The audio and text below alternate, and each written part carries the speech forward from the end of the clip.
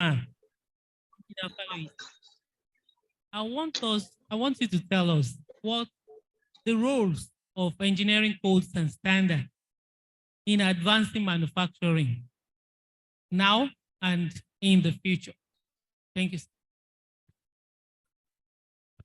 Thank you very much, moderator. And I'd like to stand on existing protocol.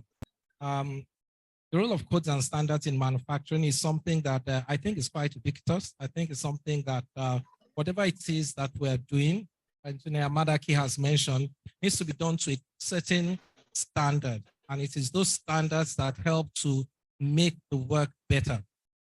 I would also like to maybe share some of my own personal experience. I noted that on the panel today, we have a very distinguished regulator. We have distinguished academic, distinguished government people. So I'll talk from the perspective of private sector, because I'm in the private sector. And to mention the experience, the company that I managed last before the role that I'm holding right now is a power generation company that was working for manufacturing business. The company, I had been headhunted to come and manage the company because the manufacturing business itself was failing. It was struggling. It was struggling significantly because for any manufacturing company, power is a very, very big part of the cost. In fact, for this particular company, it was starting to consume almost 45%. And that's energy. That's not talking about the raw materials. That's not talking about the consumables. That's not talking about the people, the labor. And so the company was in very dire straits. The person that was managing that business before was a British man. And they had asked me if I can come and help to manage it. It was failing technically. People were leaving commercially. I was losing money. And when I came in, it was a big challenge. It was a very big challenge. Where am I going to start from? What am I going to do? And that's where it is the role of engineering, I believe, came in. Because what I looked at was that I needed to put in place standards that will make sure that the business is working. What were those things? First thing I did was, like the lecturer had mentioned, collect data. A lot of the people were working, they were repairing the engines, fixing the machines, and everybody was patting themselves on the back that we are trying, they are not giving us money. But it was not clear what does trying mean. To be able to work at a very high standard, you need to have the information or the data. So first of all, define what are the KPIs, what exactly do you want to achieve, collect the data along those lines, and then start analyzing it. At first, it looked like it was very theoretical, that this was an academic engineer, but I'm not a professor, not a regulator. There are very distinguished people here that do that. Mine was just that we have to run this thing and run it successfully. Our lecturer had also mentioned that that is something that if a business wants to survive, you have to look at how you make more money. As an engineer, I needed to look at how do I link these KPIs to how we make more money. And then now started working on those things. And because I was working on those things, it now led me, and this is again natural, to start doing those things that the lecturer had mentioned. So we started looking at it. So preventive maintenance was not really being practiced. We talk about preventive maintenance. We've learned about preventive maintenance, but to actually do it, we're more in a fire brigade approach to things. So the first thing I did was, let's start putting it in place. There was a pushback that it's not possible. There's never enough money, but it was like, let's just do it first. What is the manufacturer's recommended schedule? And let's start following it. When we took those standards and started following it, we now started seeing other things that came up. And we're now like, okay, there's no money. We now have to start doing predictive maintenance. And we can't spend money on everything. So let's pick those things we'll spend money on. And then we now started looking at what are the big things. What is it that adds the most money or the most growth to the manufacturing business? Then we will focus on that. As we started doing those ones as well and extending maintenance times, we now started saying, let's do reliability-centered maintenance, not just those big things, but look at the entire thing.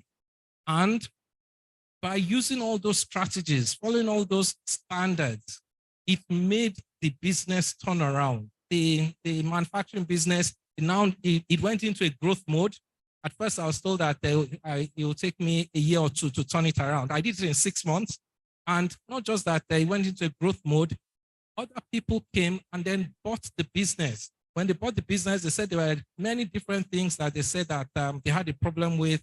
So these were Greek people, they were international that they bought. But when it came to the power system, they said, we, the Nigerians, were doing better than them. Again, this was, I would say, the role of mechanical engineering, that thinking through what is it that we need to do? What are the standards? What are the codes of practice? How do we get them right and then keep doing it? So just in closing is that for those who are mechanical engineers, the things that is needed, apart from our training as mechanical engineers, we also need self-confidence. Yes, we can. We also need courage. And even if people are saying you can't do it, you these Nigerians, still push ahead. You will be able to do it. So these are the things I'll say I'll contribute for now. Thank you very much, sir. Thank you very much for that contribution. We had our lead speaker, keynote speaker rather, telling us about some policies of government that will help in the manufacturing sector. He talked about tax relief being given to the, the industrialists, and that there should be a space of like 5 years for them to recuperate before probably paying back. So we want to look at the aspects of the government, how the government have been supporting the manufacturing sector in Nigeria, and what they need to do more to advance manufacturing in Nigeria, and so that we can also reach to even our neighboring country in West Africa and in Africa and in the world at large. Thank you. That's for engineer.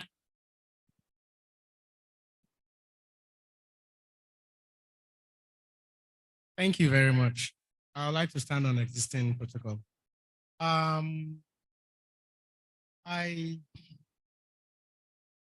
I would say maybe because I've worked in, not because I've worked in government, I tend to speak more like I'm supporting government. But I think my participation in politics has helped me to see things from a different perspective. I used to say government is not doing enough.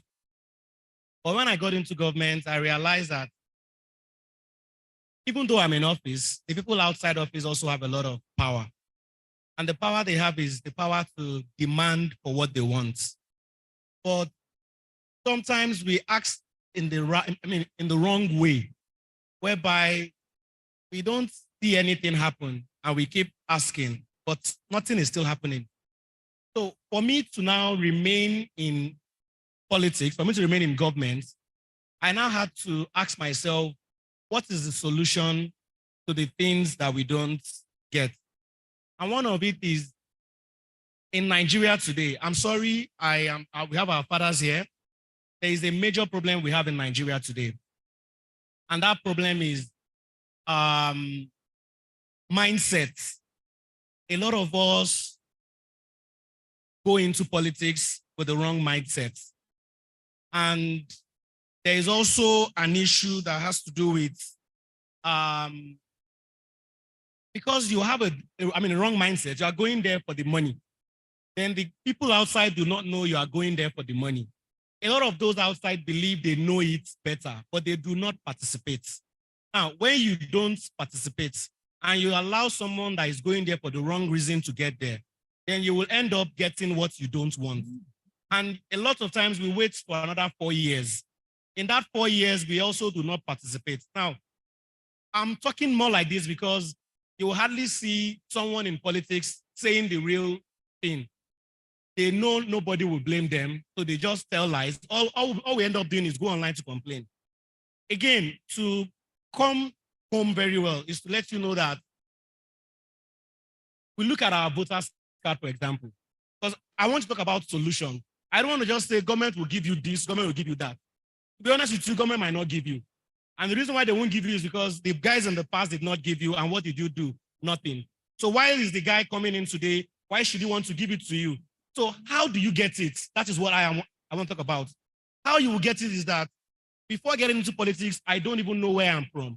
Yeah, I might know, but I don't know in the sense that which ward am I from? I only know my hometown. But my hometown is in a ward, is in a local government. How many times have I participated? So when they are voting, I leave them their wahala. I end up even saying I'm not going to vote. But even that main voting really doesn't count. It counts from what we call the primary election.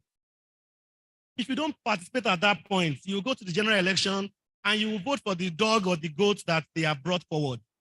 So we have to start to participate so that whenever we have people in government, we can ask questions. If you do not participate at that level, whatever you ask for, you will not get it. And a lot of times when you are now in government, who are those that oppose you? Some guys that were there yesterday or some of your colleagues. In fact, there are some things that happened recently that it was more like, is this even engineering? I asked that question at a point, is this even engineering? When people that are tasked with go and supervise a job are thinking more about themselves than the job. So at the end of the day, nobody talks about those that are to supervise. Everybody talks about government. So these are some of the challenges that we have to understand. So when we say what you want government to do, I can say, I will tell the governor and the governor will come and do this, the governor will come and do that. When the governor wants to do it, who is he going to send? Do we have enough engineers? Do we have as much engineers trying to go into politics? So who will he send? He'll probably send someone that doesn't have the engineering idea. And when he sends pockets, then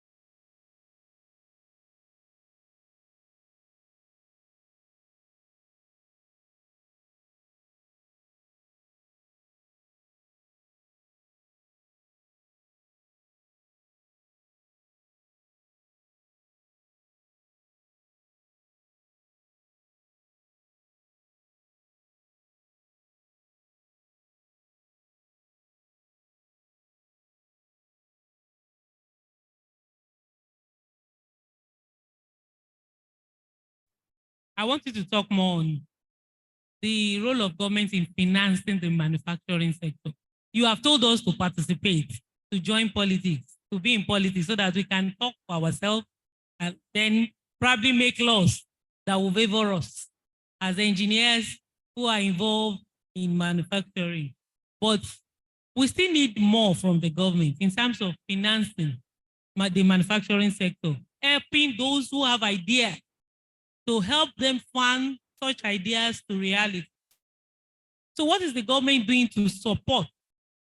You know, if you look on your phone, check your WhatsApp page and things like that, you see some posts of some ideas done by somebody somewhere that even with just a little support, finance, such an idea can, transform the economy. So let's hear from you how government can help in financing the manufacturing sector. Let's look at the small scale industries, the medium scale, and then talk about the large scale. We know about BOI. We know about some other institutions that government have to support manufacturing. But on the level of policy and then with small scale industry, with people with ideas that can start with some small, let's say home industry. Because if you go to some countries, like in the East, China, you go to South Korea, Japan, and things like that, every family has an industry. Probably their home is their industry. They could be manufacturing handkerchief or toothpick, like you said. But definitely a family is producing something. So how will the government encourage us to do that in Nigeria?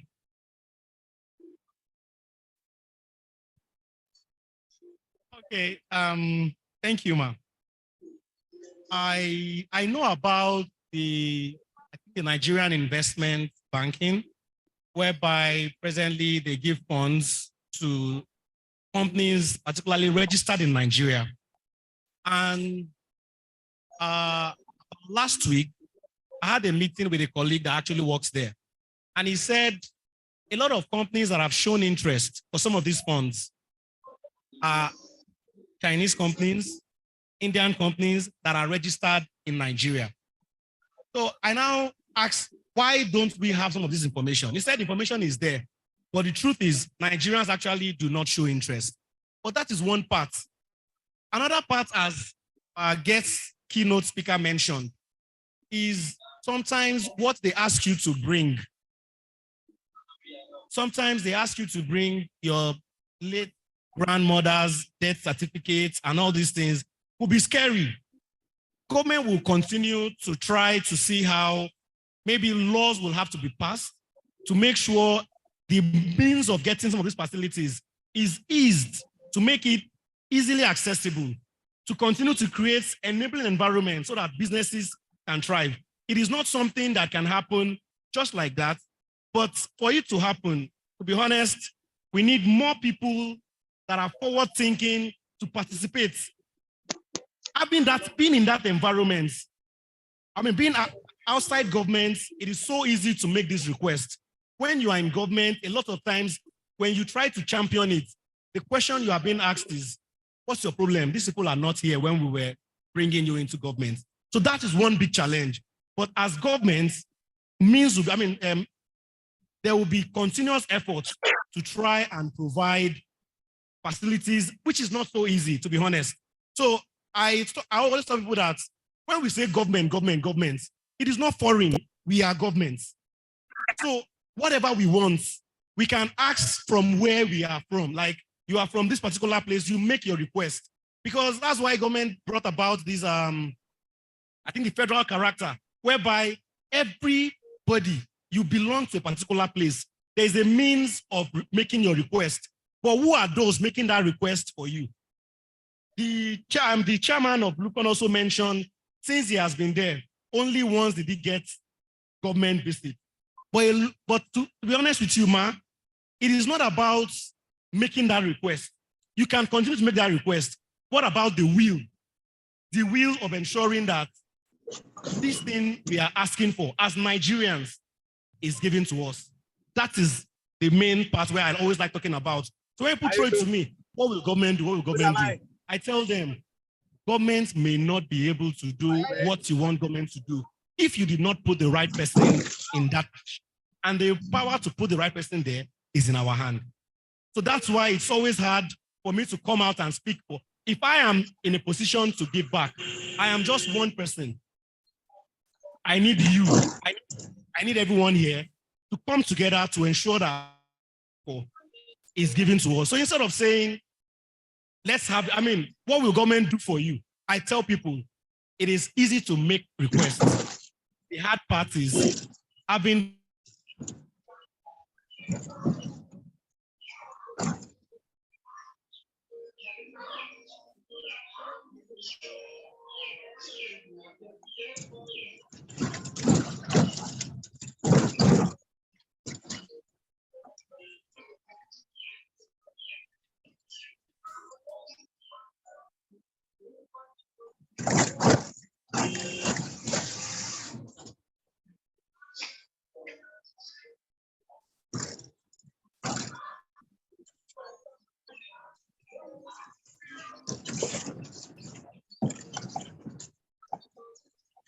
graduating students, the graduate members who have ideas.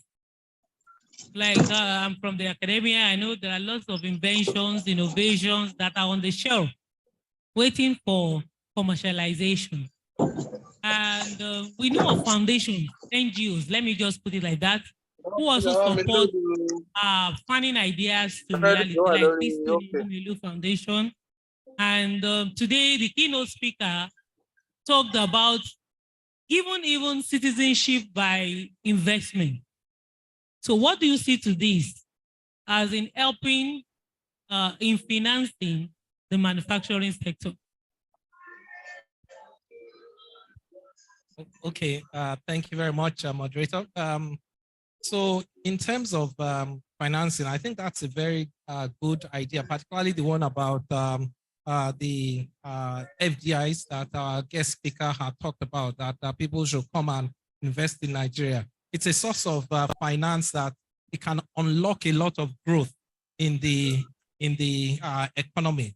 And particularly for those ones who are in manufacturing, what they need is capital to be able to grow. Though I would also like to add, and this is coming from the private sector perspective about financing for manufacturing growth. For a lot of people, when they want to manufacture something, so for example, our royal father there that is manufacturing something, much of the time we think if we are going to manufacture, we'll use our money.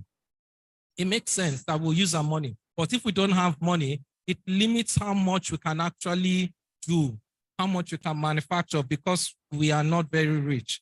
But financing is not the same as cash. Financing is capital that you have access to. So one source of capital is this one that we've said that if we have people coming from abroad that they give money, but another source of capital is what is called credit.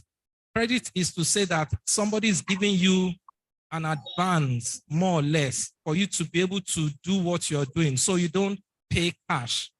And one of the things that is like a rule of thumb, if you go to a bank, if you want to get a loan, they will give you additional credit. They'll say put 1/3 down. So that means the cash you have in your pocket, you can multiply it by 3 to be able to do your business because you have gone to be able to get more. And this one is a loan from a bank. But those ones, they come with interest. So those ones who are manufacturers, sometimes they want to avoid that, or those ones who are small, they may rather use soft credit. Soft credit will be if, for example, you have supplier credit. So a supplier will give you their material to do your manufacturing on credit that when you have made and you have sold, then you can pay them back. So you don't need cash. You are using the cash of the supplier to grow your business. It's also possible to use what is called customer credit. Customer credit is you take a prepayment from the customer that I will make this thing for you. Give me money in advance. I will make it and then give you. If the customer considers us credit worthy, he will give us that prepayment and we will use his own cash to grow our own business. But the key to this, again, is because we say it's credit, it means that we need to be credit worthy. It's really linked to our credibility. And when we make a promise, we will deliver on that promise. So we'll not be able to do like the our engineering government has said, I will be speaking and not be trusted. We have to make sure when we say we will do it, we will actually do it. When we do it, then we will get more credit and then the business will grow. For many people who their businesses have grown, it's based on their credibility that they have grown it, not their cash. It's based on their credibility. So that's, I'll say also another access to capital to grow the manufacturing business. Thank you very much, sir. That also boils down on integrity, as said by our keynote speaker. Now I'll call on Engineer Rose Madaki to give us an insight into some of the things that she has for us on this topic. Thank you, my professor. The politician, what if I make my vote and the vote did not count, a wrong person is there? Sorry, I'm not meant to ask that question. I just said, let me share my thoughts with some of us here on manufacturing. Again, I am encouraging and insisting that any mechanical person here must not go into quotation unless he's bringing in machine to produce something here in Nigeria. We have everything. I participate in inspections of all manufacturing companies in Nigeria, all. We go to inspect them. So I know what it takes to produce. You don't have to compete with somebody that is bigger. Let me share this thought, as I said, with a copper. 2 years ago, a copper came to my office. I was in Owerri. He came and with wash hand soap, this Money Fresh. He came to register. He brought 4 bottles and said, Madam, I produce this and I come to Son to register. The boy is about 1921 max. Yes. So I just looked at him like this. I said, you produce this? He said, yes. I said, where did you learn this? He said while he was serving, they just finished service 2 months ago, and he produced those things and he came. I said, how I engage him? How did you learn this? He said some people came to the camp and taught them how to produce all these soaps, detergent, and the rest of them, bleach. And I said, really? And where did you get this? As an auntie. And then the money, the stipend they were paying him as a copper, he was saving. And he bought the materials and they were not expensive. So he just brought them to me to help him register them. I looked at the young boy. I said, you know what?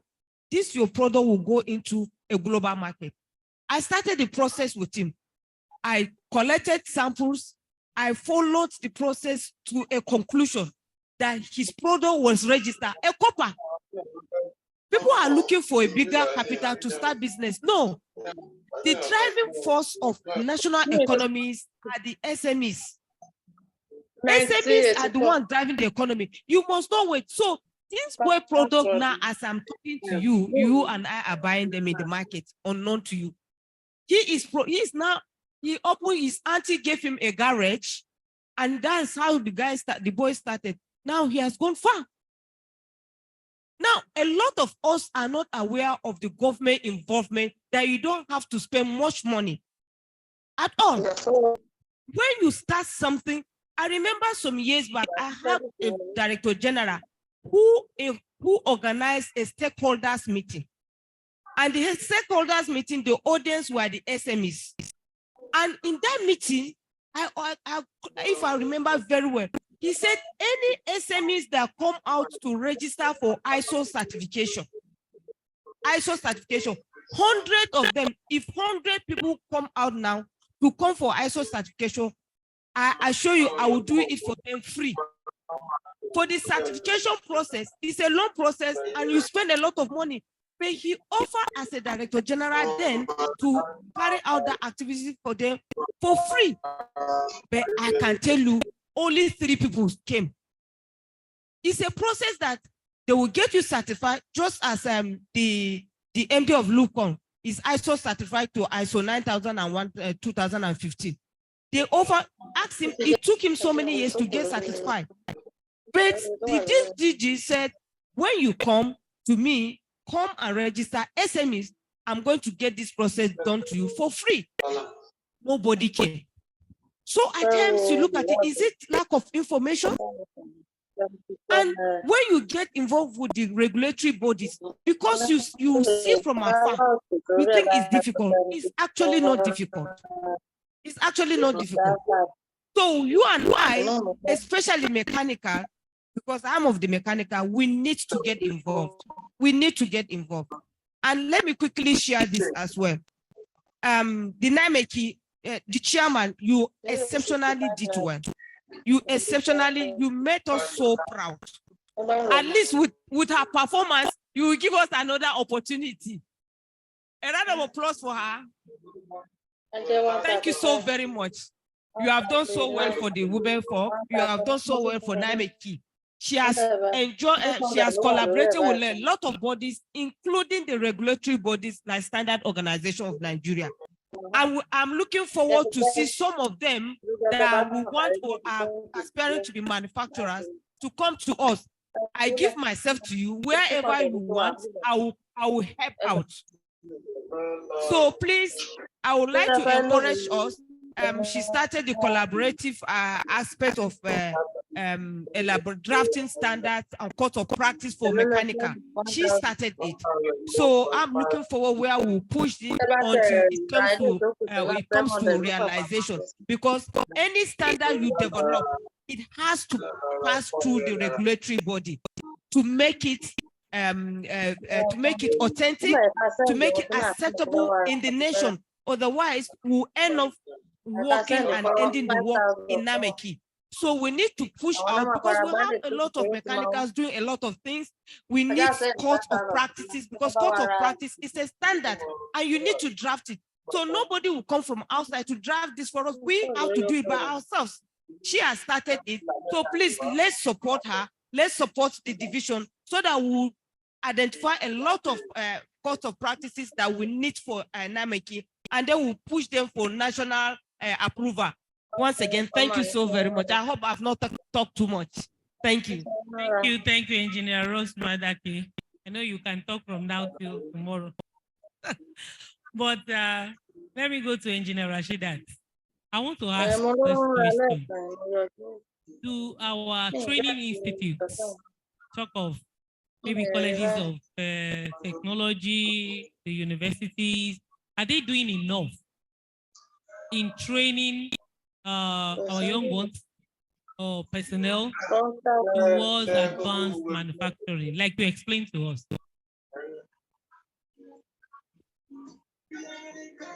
Thank you, Prof. In the past, let me say no, but there are steps in the right direction now from different quarters, especially from Koren. Koren has come up outcome-based education, which they are trying to redesign the curriculum. But apart from this basic class curricula, there are so many knowledge that need to be grasped by engineers because of continually evolving technology. So it's the speed. If we are still basing our training on the design curriculum, we would be doing that every year. So, but even with this step now, at least we are on the road, and then we can enhance that with frequent training and retraining, depending on how the technology is evolving. And we have very talented students that are even coming up with innovation. You know, these students are very good with IT, and majority of them are started learning many things on their own. But nimeche as a body, we can keep organizing things like this continually to refresh and then retrain. Thank you. Yes,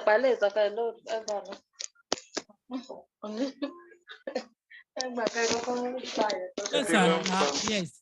We just want to have a recap from you, sir. Okay. For government parts, I'd like to just round up to say that we need laws. We need laws, and those laws will actually start from us. And why I say to start from us is that there are funds available, but the means of getting those funds is not so easy. Secondly, the rates are not friendly at all. Now, when you have rates that are not friendly, nobody wants to go for those funds because you want to invest and be able to pay back. So in terms of those laws, how do we get those laws? So, I mean, how do we get their attention? There is need to have a lot of sensitization. People need to start to speak out.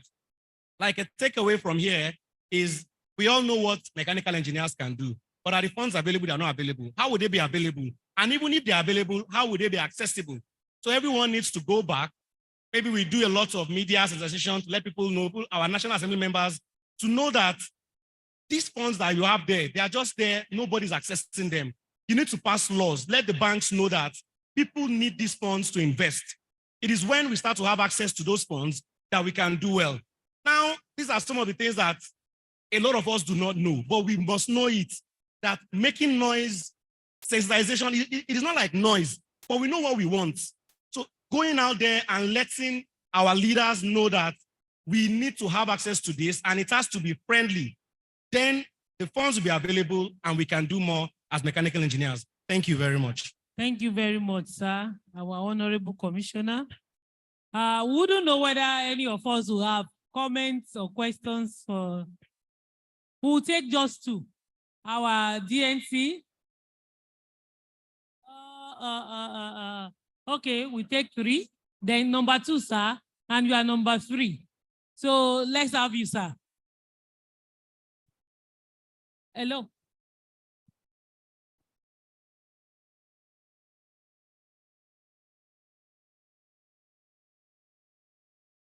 Good afternoon, everyone. I beg to stand on the existing protocols, and I wish to appreciate our panelists. They have actually done justice to the topic. Well, I have an observation actually. the issue of manufacturing. I worked in the manufacturing sector before. And based on also my interactions with the manufacturers, the major concern as of today is the issue of raw materials. Raw materials being imported. But these raw materials, most of them we have the what do you call it? We have the capacity, or we have produce those raw materials in Nigeria. We have the potentials. But because if you are importing anything for your production, the naira stability is a problem. Always dollar is going up. So certainly if you don't, currently, recently we paid a technical visit to one small manufacturing setup. The complaint he made to us was that he had even orders, but he cannot produce because the price he gave before, when they were making the order, the price of raw materials that was importing from China has escalated. So as long as we don't work on this issue of raw material, Nigeria is blessed. We have almost everything, but I see no reason why we should be importing most of our raw materials. So that's a major issue. Then the second one is the issue of patronage. Maybe we should try as much as possible to start using local products. If you go to the villa and what they eat in the villa is a foreign rice, or what the president wears is a foreign fabric, certainly there will be a problem. So if everybody is patronizing foreign products, we have the population, the market is here, but we don't actually want to patronize our products. Thank you. Thank you very much, sir, for the contribution.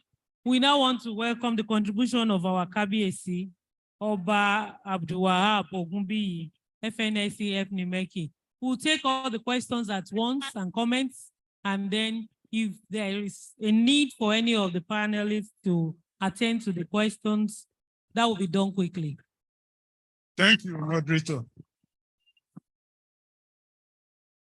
Well, let me stand on the existing protocols, but I cannot do without saluting my chairman of the traditional council in the state, as I'm here as an Oba. So I say to the Emir of Ilorin, and he also happened to be the father of the occasion, a royal father of the occasion. So thank you very much. Yes, I want to bring the word of Engineer Madaki and the speaker, the keynote speaker. The keynote speaker said a commission should be set up. A commission should be set up on engineering. Is that not so? It's not only general engineering, it's for mechanical that it should be done. Majority of the problem that is happening in engineering is from a mechanical. You are talking energy shortage. Who is the generator of energy? You are talking of food problem. Who is to produce the machines for the food production? Talk of processing. Who is to do it? It is said in one of the sayings of the Global Mechanical Summit in 2008 at University DC in America, that mechanical is critical to human development. They now say it is very, very critical to other branches of engineering. So no one of them can do anything without mechanical. And we should start from mechanical. And it is the mechanical that is being pushed aside in the system. Go to many states and the federal level, go to their Ministry of Works. In what level do you have the mechanicals? And how do they move? That's one of the things. And so all these things, the standard, the financing and everything can only work when you have the people that will turn it to work. Yes, we said money is not available for this and that and that and that. But I believe, and that has been my belief, right from my inception as NYSC, that that's what they call global fund. Your global fund will come when you start doing something. all this thing that is set up here today, without what the money that is spent, the money is the chairman of national spend during the year. If they said they should be looking for that money at the beginning, we wouldn't have had it.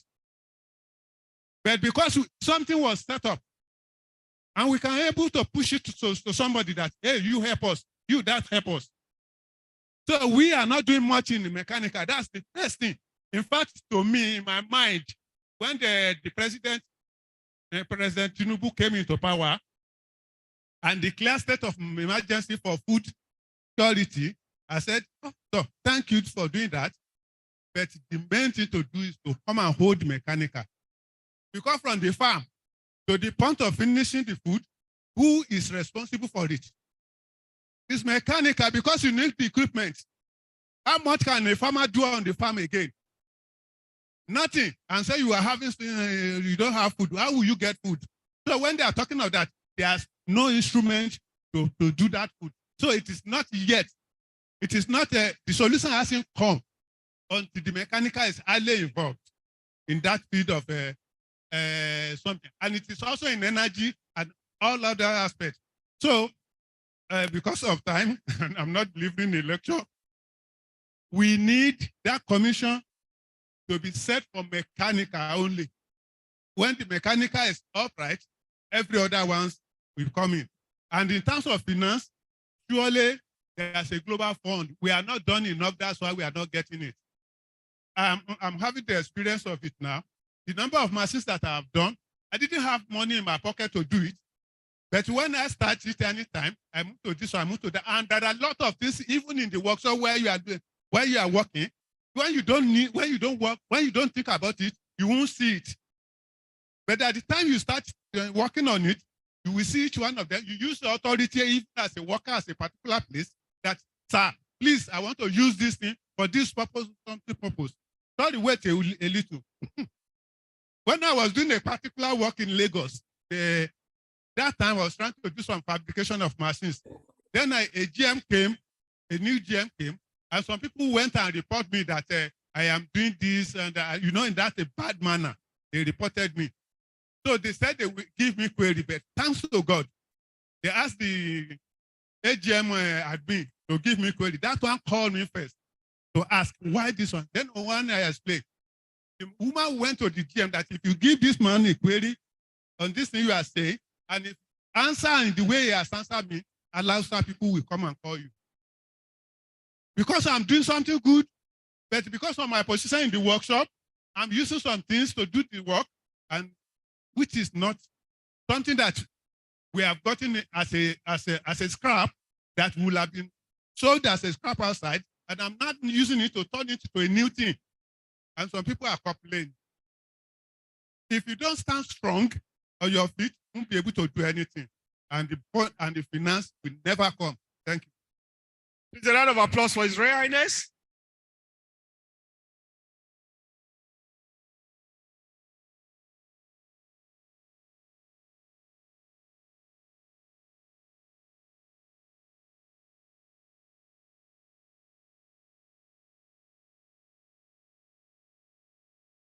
Good afternoon, everybody.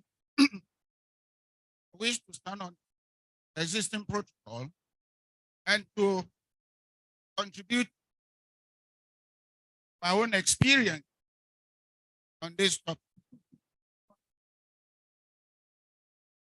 I have been in the industry for almost 52 years before I retired. Therefore, I understand the inside out of the industry. You see, we're talking about standards. There are two aspects of the standards we're talking about. The standard for manufacturing the equipment and the standards for producing the item, be it sugar, soap, and the rest of them. I was just looking at Crystal Loren having a standard, which is ISO 9001, 2015. That ISO is only for what? documentation. Therefore, if I found anybody inside this manual with a standard away from documentation, but talking about the lift, the escalator, right? I would prefer to buy from that company because that company is telling me that they keep their records and they have standards for producing the escalator. So are we addressing the standards the way it should be? I'll leave the question, maybe come back. I'll go to Commissioner. Commissioner, sir, in my 52 years experience, I came to realize that in Nigeria today, if there was any government that was ever serious, it was Babangida. And I'll tell you why. Babangida gave us 4 programs. DFRI to do with infrastructure, SAP to look inward, right? To look inward, and I'm coming back. And then NALDA to plow the farm and allow farmers to grow farm, right? And then he supported that with People's Bank. People's Bank. I'm not speaking for Babangida, but I bought into it. And here is my story. When I was in Nigerian Sugar Company, I was producing a lot of equipment, rice fan, gari grater, name them, because we had foundry to do those things. Now, what is my relationship with DFRI? We're talking about mechanical engineering, are we not? The consultant to DFRI was Professor Makajuola, former VC of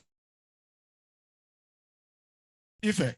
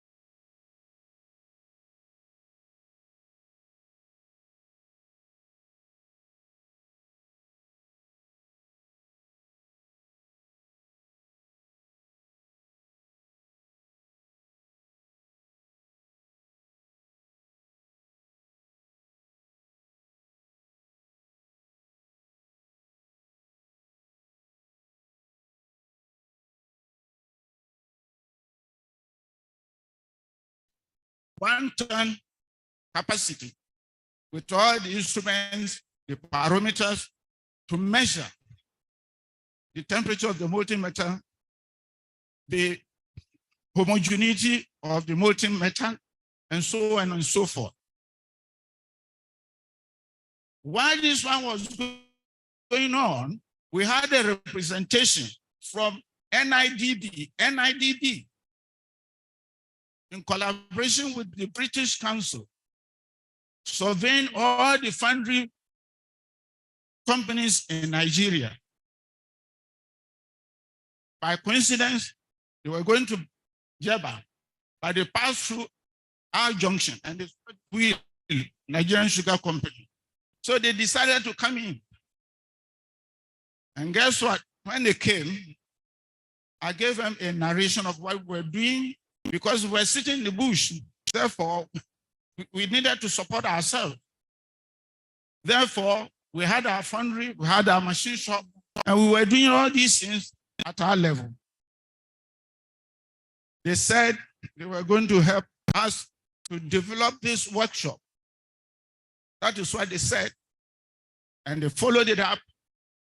I was a beneficiary of 3 months training in the UK along with my team. And so it was easy for me to relate with the British Council, to relate with NIDB, to relate with DFRI, right? So if the program had not been what thrown overboard, I'm sure nobody will be talking about money now, because through DFRI, we could raise money. This is the point I'm trying to make. Through DFRI, we could raise money. So what I'm telling my honorable commissioner is the government should examine the program they put in place. Hope 23 does not make too much meaning to me. If we're able to bring this program of SAP, DFRI, NADA, you see, it will be very easy. You don't need to, whatever you do, you'll get the help from the government. Thank you. Thank you so much for that insightful contribution. Now I have the singular honor and privilege to call up stage the national chairman. Chairman, thank you very much. Just a thank hello, sir. Once again, good afternoon, sir. I just better so that I will just address that your concern. Yes, we have ISO standards are system standard, management system standard. They are different from product standards. So the lift you just gave example of is a product standard. So when we want to write a standard, it's a product standard. Let me make reference to Professor Mark Onjola. If you know him, ask him. We wrote a standard on yam pounding machine, myself and himself. He owns the patents, and we drafted the standard for it. So we have different categories of standard. We have terminology standard. We have basic standard. We have product standard. We have system standards. We have all different kinds of standards, sir. Have I addressed that? Thank you very much. Back to Kabe Sisa. Oh, he has gone. Oh, okay. Kabe Emma Binu, ma. Now Kabe I'm talking to. Kabe Sisa. In standard organization, which is a regulatory body, sir, we have different engineering sector. We have the mechanical, we have the civil, we have the electrical, we have the chemical. All of them are there. So it is left for the division to tie to a particular section of the commission. Because if we are waiting for government to establish different commissions, we wait till further notice. And the national chairmanship has already started the process, liaising, collaborating with standard organization under the mechanical department. So I think that is in order, KBC. Thank you very much, sir. Thank you, ma'am. Thank you very much. We want to thank our panelists for doing a good job to this topic. God bless you all. And we wish you more blessings in your personal and individual endeavors. Thank you. I'm calling up stage the national chairman of the Nigerian Institute of Mechanical Engineers, Engineer Dr. Mrs. Olufunla Akingbagbo, FNSF and nimeche, to appreciate the panelists. My national chairman.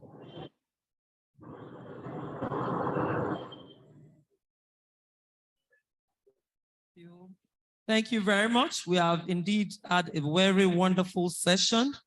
We'll take in no particular order. Engineer Seun Faluyi, FNSF and nimeche.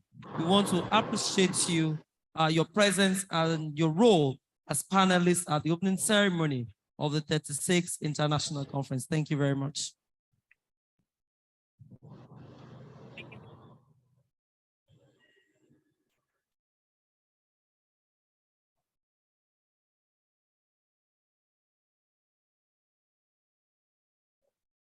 Engineer Rose Madaki, FNSF and nimeche. We want to thank you very much for your contributions in this session and for your presence and role as a panelist at this opening ceremony of the 36th International Conference of the Nigerian Association of Mechanical Engineers.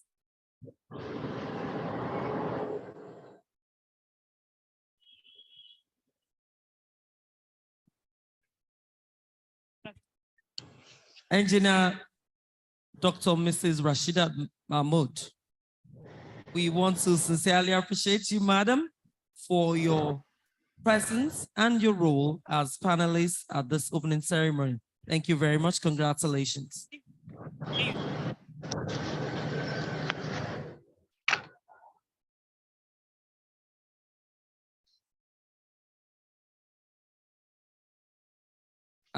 This is a big person.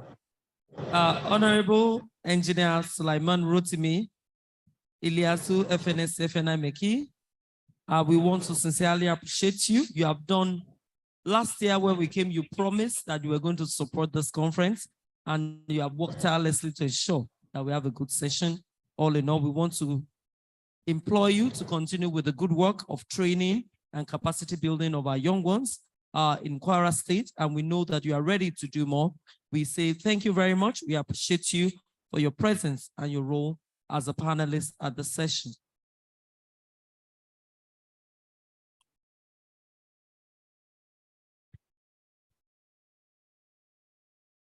Now, group photograph with National Chairman.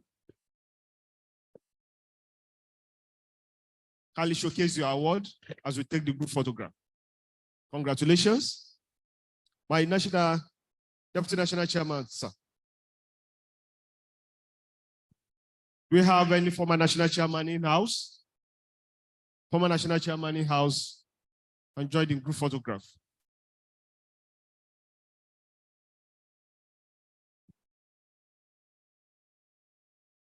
Congratulations, congratulations, congratulations.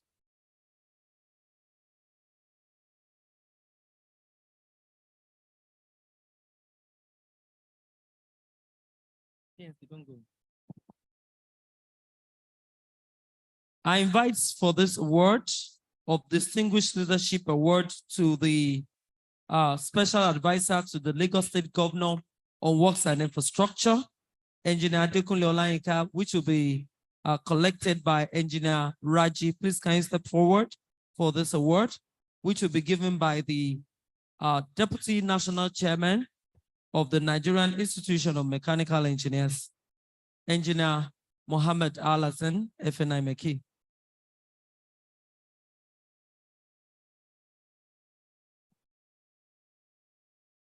Good afternoon once again. This is a Distinguished Leadership Award presented to Engineer Adekunle Olayinka in appreciation of your immeasurable and significant contribution to the growth and development of engineering profession and practice in Nigeria. Congratulations.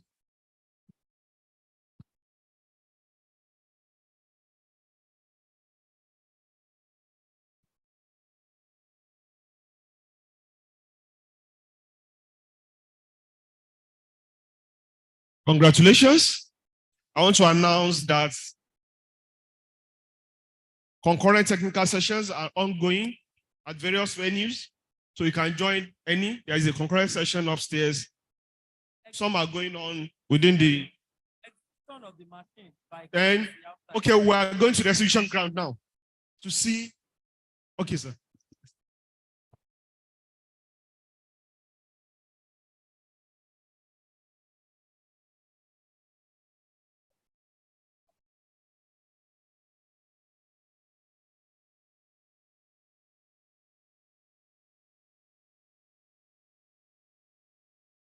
The exhibition ground, please let's proceed to the exhibition ground.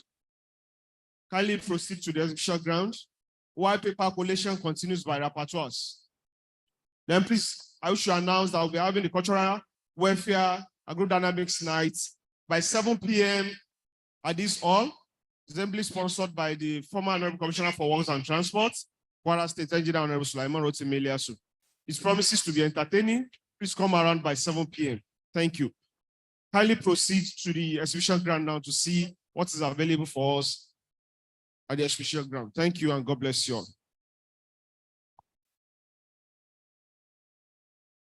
For those that are interested in football, there's going to be football match by 4 p.m. at mini campus. Now we have an announcement on technical sessions. For technical session, if you are for technical presentation, yes. I think Am I not blocking somebody? As for technical presentation, please listen. For technical presentations, we have 3 venues that will be running concurrently. We have technical session A taking place here. Technical session A taking place here. And that the sub-team for technical session A is advanced manufacturing technologies and the skills required. So if you are for technical session A, please be here. And those who will be presenting those papers are Opanaji G.E. Eto, J.F.H. Al-Hassan A.M. Eto, O.G. Badeyan and T.E. Abioye, Adebowale A. Odumuwagun and Nuruddin Abubakar, Olayinka Olaogun Eto, and Ekeoma Chukuma George. All those ones should stay here for technical session A. And those to join them are Uguoke E.C., Abdulkadri M.S. So those ones will join group A, which is taking place here. For group B, is taking place just up there. Group B, the sub-team is optimization